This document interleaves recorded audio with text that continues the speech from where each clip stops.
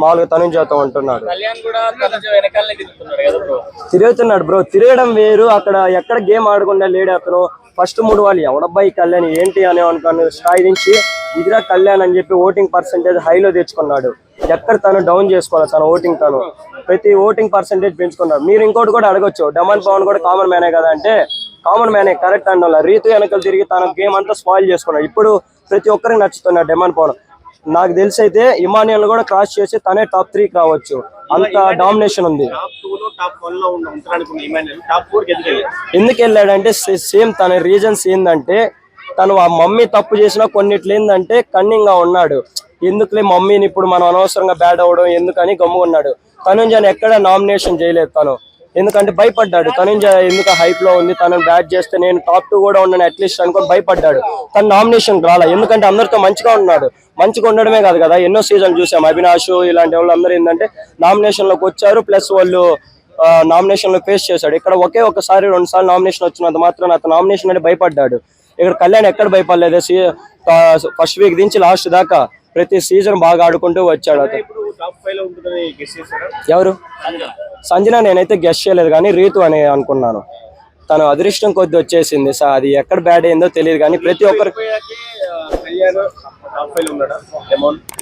అవును. డెమాన్ కొంచెం రీతు వెళ్ళిన తర్వాత అతనికి బూస్టప్ వచ్చింది. తను ఫ్రెండ్లీగా ఉంటున్నాడు. అప్పుడు దాకా ఏంటంటే ఏదో గృహం చుట్టూ తిరుగుతున్నట్టు రీతు అని తిరుగుతా ఉన్నాడు అక్కడే.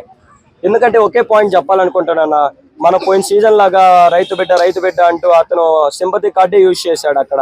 మనం ఇక్కడ ఏంటంటే మనవాడు మనలో ఒకడు కళ్యాణ్ పడాలని మనం గెలిపియాలి. అతనికి ఏదైనా ఉండొచ్చు, నేను ఆర్మీకి వెళ్తానొచ్చు వెళ్ళకపోనొచ్చు, అతను ప్రతి ఒక్కరితో మంచి బాండింగే ఉన్నాడు.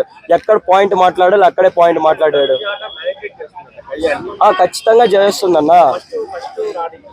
అవును, తను గెలవడానికే కాదన్నా. ఇప్పుడు బర్నీ వచ్చినప్పుడు బర్నీతో ఫస్ట్ ఎలా ఉంది అలా ఉండలేకపోయింది కదా, మధ్యలో తను కళ్యాణ్ షిఫ్ట్ అయిపోయింది. ఎందుకంటే నాకు కళ్యాణ్ కొంచెం ఇక్కడ పాజిటివ్నెస్ వస్తుంది, మనం పాజిటివ్నెస్ లో ఇంకా కళ్యాణ్తో ఉంటే తన గేమ్ తను డౌన్ అయిపోతే నేను ఇంకా డౌన్ హైప్ అయితే నేను పాజిటివ్ ఉంటానని. ఇక్కడ కళ్యాణ్ 2 సార్లు కెప్టెన్ గా గెలిచాడు, 2 సార్లు ద బెస్ట్ గానే గెలిచాడు. తినేంటంటే ఏడుస్తూ నాకు ఎవరు సపోర్ట్ చేయడం లేదని అంటుంది.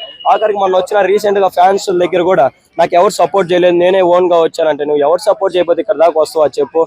ఖచ్చితంగా తను ఇతనికి తనకి బెటర్ ఏంటంటే తను ఒకసారి కెప్టెన్ అయ్యింది, ఇతను 2 సార్లు కెప్టెన్ అయ్యాడు. కెప్టెన్ అనే కదన్న ప్రతి టాస్క్ లో తను ఎంత ఎఫెక్ట్ ఇవ్వాలో అంత ఎఫెక్ట్ ఇస్తున్నాడు.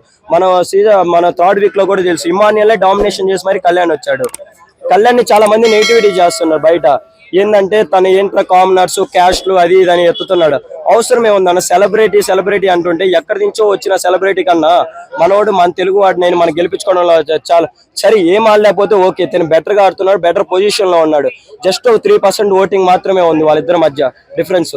నాకు తెలిసి ఖచ్చితంగా బిగ్ బాస్ 9 లో కళ్యాణే వస్తాడన్న.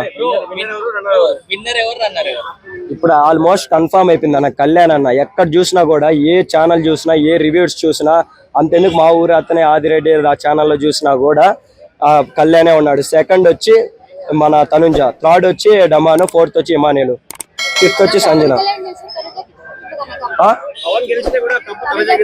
అలా లేదులే, నాకు అలా అవసరమే ఉండదు. ఎందుకంటే అక్కడ వేరు బయట వేరు, రియాలిటీ వేరన్నా. తను ఏంటంటే తనకి ఎమోషనల్ తెలుసు, తన ఫ్యామిలీ కష్టం తెలుసు. Okay, thank you.